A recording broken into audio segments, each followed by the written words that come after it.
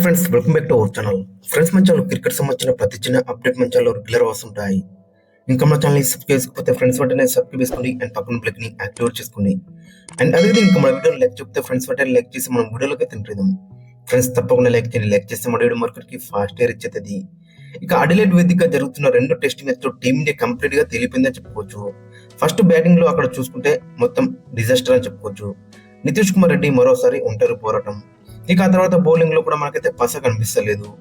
First innings లో Australia వాళ్ళు 145 regular గా టచ్ అయితే వేసి ఒక బౌలర్ మినహాయిస్తే గట్ట స్టార్క్ గానీ ప్యాట్ కమిన్స్ గానీ ఇద్దరు కూడా మరి 145 రెగ్యులర్ గా టచ్ చేసిళ్ళు. బట్ మన టీమిండియాలో చూసుకుంటే బుమ్రా కూడా 140 అయితే టచ్ చేస్తున్నాడు. అది కూడా ఒక ఓవర్ లో 2-3 బాల్ టచ్ చేస్తున్నారు. ఇక సిరాజ్ గానీ హర్షిత్ రాణా కూడా ఏదో ఒక బాల్ 140 అయితే టచ్ చేస్తున్నాడు. సో వాళ్ళకి మనకు డిఫరెన్స్ ఏంటంటే పేస్ అని చెప్పుకోవచ్చు. ప్యాట్ కమిన్స్ కానీ మిచ్చర్ స్టార్క్ కానీ వాళ్ళు లెంత్ లో హిట్ చేసిన వాళ్ళకి ఏ విధంగా బౌన్స్ అండ్ పేస్ దొరుకుతుందో చూడండి. అక్కడ విరాట్ కోహ్లీ, కేఎల్ రాహుల్, రిషబ్ పంత్ అందువల్లనే అవుట్ అయ్యాలని చెప్పుకోవచ్చు. ఏదేమైనా అక్కడ ఫస్ట్ ఇన్నింగ్స్ లో మాత్రం మన బ్యాట్స్మెన్స్ మాత్రం టూ మచ్ డిసప్పాయింట్ చేసిళ్ళు. ముఖ్యంగా అక్కడ మనం చూసుకుంటే ఫస్ట్ బాల్ లోనే అక్కడ జేసూల్ అయితే అవుట్ అయ్యిండు. ఇక తర్వాత చూసుకుంటే మన చిన్న పార్ట్నర్షిప్ అయితే లభించింది అక్కడ కేఎల్ రాహుల్ అండ్ శుభ్మన్ గిల్ మధ్య. సో ఇద్దరు కూడా చాలా బెటర్ అయితే మనకైతే అనిపించారు. ఇద్దరు కూడా మంచి టైమింగ్ అయితే వేస్తున్నారు బాల్ ని. బట్ ఎక్కువసేపు సర్వైవ్ కాకపోయారు. ఇక తర్వాత విరాట్ కోహ్లీ కూడా టూ మచ్ డిసప్పాయింట్ చేసింది. మరి లాస్ట్ ఇన్నింగ్స్ ఉన్న అక్కడ సెంచరీ కొట్టి వస్తున్నాడు. కొంచెం అక్కడ క్రీజ్ లో ఉండి అక్కడ ఆడితే మాత్రం చాలా బెటర్ అయితే ఉండేది. బట్ ఆ ఎక్స్ట్రా బౌన్స్ వల్ల అవుట్ అని చెప్పుకోవచ్చు. సో అతను కూడా చాలా డిసప్పాయింట్ చేసిండు. ఇక తర్వాత వచ్చిన రిషబ్ పంత్ కూడా కొంచెం ఆడుతూ అయితే ప్రయత్నం చేసిండు. బట్ అతను కూడా ఎక్కువసేపు ఉండలేకపోయిండు. ఇక తర్వాత రోహిత్ శర్మ మాత్రం చాలా డిసప్పాయింట్ చేసిండు. ఇక తర్వాత నితీష్ కుమార్ రెడ్డి అయితే మనం మెచ్చుకోవాల్సిందే. మన నితీష్ కుమార్ రెడ్డి వల్లనే మనకి 180 అయితే వచ్చింది. లేదంటే 150 లోపే మనం ఆల్అౌట్ అయ్యే వాళ్ళం. బట్ ఇక్కడ నితీష్ కుమార్ రెడ్డిని అయితే మెచ్చుకోవాల్సిందే. అందరు ఈ పిచ్ మీద చాలా డిసప్పాయింట్ చేసినప్పుడు కూడా బట్ నితీష్ కుమార్ రెడ్డి దగ్గర నుంచి అయితే బ్రిలియంట్ ఇన్నింగ్స్ అయితే వచ్చిందని చెప్పుకోవచ్చు. అందరూ ఒక పిచ్ మీద ఆడితే మరి నితీష్ కుమార్ రెడ్డి మరొక పిచ్ మీద ఆడినట్టయితే అనిపించింది.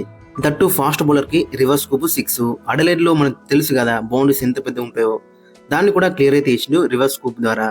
సో ఓవరాల్ గా చూసుకుంటే మరి చాలా బెటర్ ఇన్నింగ్స్ అయితే మనకైతే కనబడేది అక్కడ నితీష్ కుమార్ రెడ్డి దగ్గర 42 అయితే కొట్టిండు, 3 4s అండ్ 3 6s. ఇంకా ఈ మ్యాచ్ లో మరి వాషింగ్టన్ సుందర్ ప్లేస్ లో అక్కడ రవిచంద్రన్ అశ్విన్ అయితే తీసుకున్నారు. మరి అతను కూడా 20+ రన్స్ అయితే స్కోర్ చేసిండు. మరి డీసెంట్ కంట్రిబ్యూషన్ అని చెప్పుకోవచ్చు అద్దరి దగ్గర కూడా.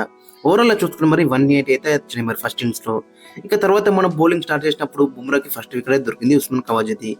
ఇక తర్వాత నుంచి ఒక్క వికెట్ కూడా తీయలేకపోయారు మన బౌలర్స్ వచ్చేసి. సో ఓవరాల్ గా చూసుకున్న మన బౌలింగ్ యూనిట్ దగ్గర నుంచి కూడా చాలా డిసప్పాయింట్మెంట్ అయితే కనబడుతుంది. మరి బుమ్రా ఫస్ట్ స్పెల్ లో ఒక వికెట్ ఇచ్చినప్పుడు కూడా మరి తర్వాత స్పెల్ లో అతను కూడా వికెట్లు అయితే తీయలేకపోయిండు. అటు సిరాజ్ గానీ ఇటు హర్షిత్ రాణా గానీ సో వాళ్ళందరూ కూడా డిసప్పాయింట్ చేసిళ్ళు. చూడాలి మరి సెకండ్ రోజు ఏ విధంగా రన్స్ అనేది ఇంట్రెస్టింగ్ కనబడుతుంది. ఒకటంటే ఒకటే వికెట్ తీసిళ్ళు. ఇంకా ఆస్ట్రేలియాకి 90+ రన్స్ అయితే స్కోర్ కావాలి ఇంకా వాళ్ళు ట్రయల్ చేస్తానికి. ఫామ్ లో లేని నాథన్ మెక్స్విని అండ్ మానస్ లబుషన్ కూడా ఫామ్ లోకి అయితే వచ్చిందని చెప్పుకోవచ్చు.